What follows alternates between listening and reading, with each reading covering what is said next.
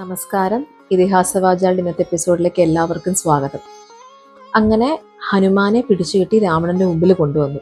അപ്പോൾ രാവണൻ ചോദിക്കുകയാണ്, വാനര നീ ആരാണെന്ന് ചോദിക്കുകയാണ്. അപ്പോൾ ഹനുമാൻ പറയും, ഞാൻ അഞ്ജനയുടെയും കേസരിയുടെയും പുത്രനാണ്, വായുവിന്റെ മാനസപുത്രനായ ഹനുമാനാണ്.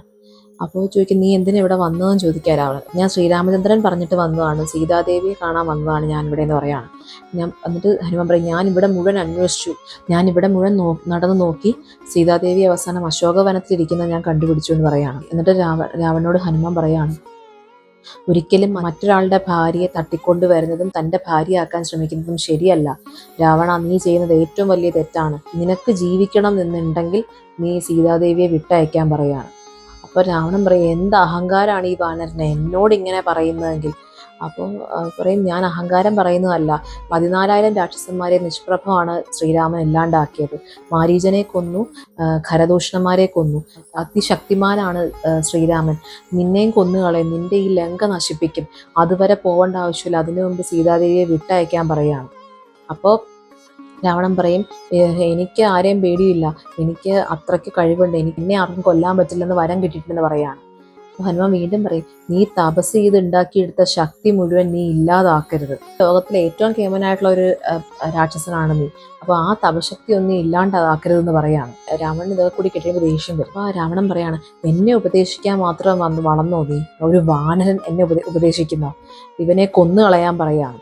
അപ്പോൾ വിഭീഷണൻ രാവണന്റെ അനിയൻ പറയാണ്, ചേട്ടാ അത് ചെയ്യണ്ട, നമ്മളുടെ അടുത്ത് ഒന്നും ചെയ്തില്ല ഈ വാനരൻ, നമുക്കെതിരായിട്ടൊന്നും ചെയ്തില്ല, ശ്രീരാമചന്ദ്രന്റെ അറിയിപ്പായിട്ട് എത്തിയതാണ് ഈ വാനരൻ. അപ്പോൾ അറിയിക്കാൻ വേണ്ടി വരുന്ന ആളെ, അങ്ങനെ വരുന്നവരെ നമ്മൾ ഒരിക്കലും കൊല്ലരുത്, അത് ശരിയല്ല, അത് ധർമ്മമല്ല എന്ന് പറയാണ് വിഭീഷണൻ.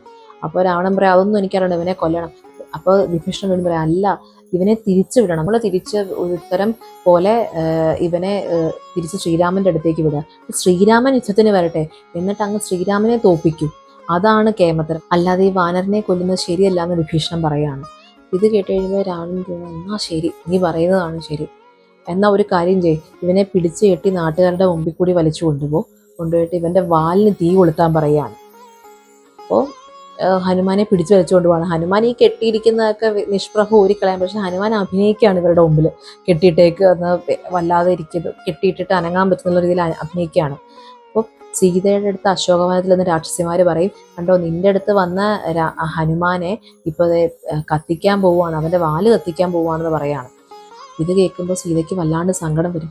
സീത വേഗം ഇരുന്ന് പ്രാർത്ഥിക്കുകയാണ് അഗ്നിദേവനോട്, അഗ്നിദേവ ഒരിക്കലും ഒരു കാരണവശാലും ഹനുമാന്റെ ദേഹം പൊള്ളരുത്, അവന് വേദന അറിയരുത്, അവൻ എന്നെ കാണാൻ വേണ്ടി വന്നതാണ്, അവനൊരു കാരണവശാലും അവനൊരു വേദന അറിയരുത്, അവൻ്റെ ദേഹം പൊള്ളരുത്, അവിടുന്ന് ഹനുമാനെ കാത്തു രക്ഷിക്കണം എന്ന് പറയാണ് സീതാദേവി അഗ്നിദേവനോട്. അപ്പോൾ ഹനുമാന്റെ വാല് കത്തിക്കും. കത്തിച്ചു കഴിയുമ്പോൾ ഹനുമാൻ വിചാരിക്കുകയാണ്, എന്താ എൻ്റെ ദേഹത്ത് ഒരു ചൂടും അറിയുന്നില്ല, പൊള്ളുന്നില്ല, എനിക്ക് വേദന എടുക്കുന്നില്ലോ എന്ന് വിചാരിക്കുകയാണ് ഹനുമാൻ. അപ്പോൾ ഹനുമാന് മനസ്സിലാവുകയാണ് സീതാദേവിയുടെ അനുഗ്രഹമാണ് എനിക്കൊന്നും പറ്റാത്തതെന്നുള്ളത് മനസ്സിലാവുകയാണ്. ഹനുമാൻ വേഗം കയറൊക്കെ പൊട്ടിച്ചിട്ട് അവിടെ മുഴുവൻ എല്ലായിടവും തൻ്റെ വാല് കൊണ്ട് കത്തിക്കുകയാണ്, ലങ്ക മുഴുവൻ തീയിലാവുകയാണ്. അത് കഴിഞ്ഞ് തിരിച്ചെത്തി വാല് സമുദ്രത്തിൽ ഇടും, എന്നിട്ട് ആ തീ കെടുത്തും. എടുത്തി കഴിയുമ്പോഴാണ് ഹനുമാൻ വിചാരിക്കുന്നത്, അയ്യോ ഞാൻ ലങ്ക മുഴുവൻ കത്തിച്ചു, സീതാദേവിക്ക് എന്തെങ്കിലും പറ്റിക്കാണോ എന്ന് ഹനുമാൻ വിചാരിക്കുകയാണ്. വേഗം അശോകവനത്തിലേക്ക് ഓടുകയാണ്. ഇവിടെ ചെന്ന് നോക്കുമ്പോൾ സീതാദേവിക്ക് കുഴപ്പമൊന്നുമില്ല. അപ്പോൾ സീതാദേവിയോട് തൊഴുതുകൊണ്ട് പറയാം, ഞാൻ ലങ്ക മുഴുവൻ കത്തിച്ചു, അപ്പോൾ അവിടത്തേക്ക് എന്തെങ്കിലും പറ്റിയോ എന്നറിയാൻ വേണ്ടിയിട്ടാണ് ഞാൻ ഓടി വന്നതെന്ന് പറയാണ്. സീത പറയും, എനിക്കൊരു കുഴപ്പമില്ല, നീ പോയിട്ട് വരാൻ പറയാണ്. സീതയുടെ അടുത്ത് അനുവാദം വാങ്ങിച്ചിട്ട് ഹനുമാൻ തിരിച്ച് പോവുകയാണ്, ലങ്കയിൽ നിന്നെടുത്ത് ചാടുകയാണ്, അക്കരെ എത്തുകയാണ്. അക്കരെ എത്തിക്കഴിയുമ്പോഴേക്കും വാനരന്മാരെല്ലാവരും സന്തോഷമാണ്, കാരണം ഹനുമാൻ തിരിച്ചെത്തിയതിനർത്ഥം സീതാദേവിയെ കണ്ടുപിടിച്ചു എന്നുള്ളതാണ്. അപ്പോൾ അങ്കദനും ജാമ്പവാനും എല്ലാവർക്കും സന്തോഷമാവും. അപ്പോൾ പറയും, സീതാദേവിയെ കണ്ടുപിടിച്ചു, വിവരങ്ങൾ മുഴുവൻ അറിയിക്കുകയാണ്. അപ്പോൾ ഈ വിവരങ്ങളൊക്കെ ഹനുമാൻ പറഞ്ഞു കഴിയുമ്പോൾ അങ്കദൻ പറഞ്ഞു, നമുക്ക് പോയി സീതാദേവിയും കൊണ്ടുവരാമെന്ന് പറയുകയാണ്. അപ്പോൾ ജാമ്പവാൻ പറയും, വേണ്ട, അത് ശരിയല്ല, ശ്രീരാമചന്ദ്രൻ ശപഥം ചെയ്തതാണ് രാവണനെ കൊല്ലുന്നുള്ളത്, അപ്പോൾ അദ്ദേഹം തന്നെ ചെയ്തോളൂ, നമ്മളുടെ അടുത്ത് അന്വേഷിക്കാൻ മാത്രമേ പറഞ്ഞുള്ളൂ, നമുക്കത് ചെയ്യാമെന്ന് പറയാണ്. എന്നിട്ട് ഇവരെല്ലാവരോടും തിരിച്ചു പോവുകയാണ്. സുഗ്രീവൻ്റെയാണ് മധുവൻ. അപ്പോൾ അവിടെ നിറച്ചും തേൻ സൂക്ഷിക്കുന്ന സ്ഥലമാണ്. വാനരന്മാരുടെ അടുത്ത് അങ്കദൻ പറയും, പോയി തേൻ കഴിച്ചോളാൻ പറയാണ്. ഇത് പ്രായമായി നോക്കാൻ നിൽക്കുന്ന വാനരനുണ്ട്. അപ്പോൾ ആ വാനരൻ പറയും, കഴിക്കരുതെന്ന് പറയുമ്പോൾ ഈ വാനരന്മാരൊന്നും കേൾക്കാനുള്ള, കാരണം കുറേ ദിവസമായിട്ട് ഭക്ഷണം കഴിക്കാണ്ട് വിശന്നിരിക്കുകയല്ലേ, അവർ ഓടി നടന്ന് തേൻ മുഴുവൻ കുടിക്കുകയാണ്. ഈ വാനരൻ ഓടിച്ചെന്ന് സുഗ്രീവന്റെ അടുത്ത് പറയുന്നേ, അങ്ങയുടെ വാനരന്മാരെല്ലാവരും വന്ന് അവിടെ മധുവനം നശിപ്പിക്കുകയാണ്, എല്ലാ തേനും കുടിക്കുകയാണെന്ന് പറയാണ്. അപ്പൊ ശ്രീരാമചന്ദ്രനും ലക്ഷ്മണനും അടുത്തിരിപ്പുണ്ട്. അപ്പൊ സുഗ്രീവൻ സന്തോഷത്തോടെ പറയാണ്, അപ്പം അവരെല്ലാം അവർ കുടിച്ചോട്ടെ, ഒരു കുഴപ്പമില്ല, അവർ സീതാദേവിയെ കണ്ടുപിടിച്ചു, അതാണ് അവർ, ആ സന്തോഷത്തിലാണ് അവരത് കുടിക്കുന്നത്, ഇല്ലെങ്കിൽ അവരൊന്നും കഴിക്കുകൂടി ഉണ്ടാവില്ല. അപ്പൊ സീതാദേവിയെ കണ്ടുപിടിച്ചു എന്നുള്ളത് മനസ്സിലാവുകയാണ്. അപ്പോൾ എന്നിട്ട് ഇവരിൽ തേനെല്ലാം കുടിച്ചു കഴിഞ്ഞിട്ട് ഇവർ തിരിച്ച് സുഗ്രീവന്റെ അടുത്ത് എത്തും. ഇവർ എത്തിക്കഴിഞ്ഞിട്ട് ഹനുമാൻ ചെന്ന് ശ്രീരാമന്റെ മുമ്പിൽ നിന്ന് പറയുകയാണ്, സീതാദേവി ഞാൻ അശോകവനത്തിൽ കണ്ടു, വിഷമിച്ചാണ് സീതാദേവി ഇരിക്കുന്നത്, മുഷിഞ്ഞ വസ്ത്രം ഉടുത്താണ് ഇരിക്കുന്നത്, ഭക്ഷണം ഒന്നും കഴിക്കുന്നില്ല, ഏതു നേരവും അങ്ങയുടെ ചിന്ത മാത്രമാണ്. രാവണൻ ഭാര്യയാവാൻ പലതവണ പറയുന്നുണ്ട്, പക്ഷെ സീതാദേവി ദേഷ്യപ്പെട്ടു. സീതാദേവി പറഞ്ഞു, രാമൻ എന്നെ കൊണ്ടുപോകാൻ വരും, നിന്നെ കൊല്ലുന്ന സീതാദേവി പറഞ്ഞു എന്നൊക്കെ പറഞ്ഞു. അങ്ങനെ എല്ലാ വിവരങ്ങളും ശ്രീരാമനെ അറിയിക്കുകയാണ്.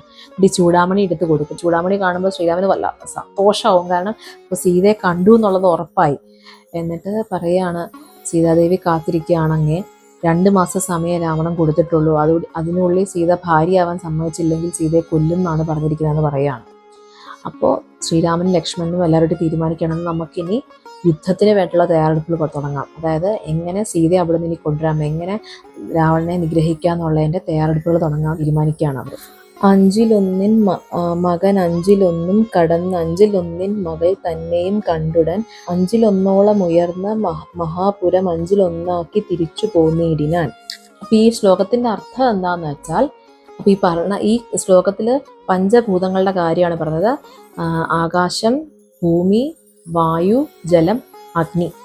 അപ്പൊ പറയുന്നതിന്റെ അർത്ഥം എന്താന്ന് വെച്ചാൽ, പഞ്ചഭൂതങ്ങളിൽ ഒന്നായ സമുദ്രം, ജലം, പഞ്ചഭൂതങ്ങളിൽ ഒന്നായ ജലം ചാടിക്കടന്ന് ലങ്കയിലെത്തി, സമുദ്രം കടന്ന് ലങ്കയിലെത്തിക്കഴിഞ്ഞിട്ട് പഞ്ചഭൂതങ്ങളിൽ വേറൊരാളായ വായുവിന്റെ പുത്രനായ ഹനുമാൻ പഞ്ചഭൂതങ്ങളിൽ വേറൊരാളായ ഭൂമിയുടെ പുത്രിയായ സീതാദേവിയെ കണ്ടിട്ട് പഞ്ചഭൂതങ്ങളിൽ വേറൊരാളാണ് ആകാശം മുട്ടുന്ന രീതിയിൽ വലിപ്പം ആയി മാറി ഹനുമാന്.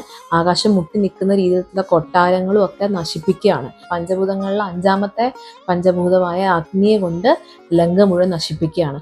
അങ്ങനെ ഈ പഞ്ചഭൂതങ്ങളുടെ കാര്യമാണ് ഈ ശ്ലോകത്തിൽ പറയുന്നത്. ഇന്നത്തെ എപ്പിസോഡ് ഇവിടെ കഴിഞ്ഞു. ഇനി അടുത്ത എപ്പിസോഡ് കാണാം. അതുവരെ നമസ്കാരം.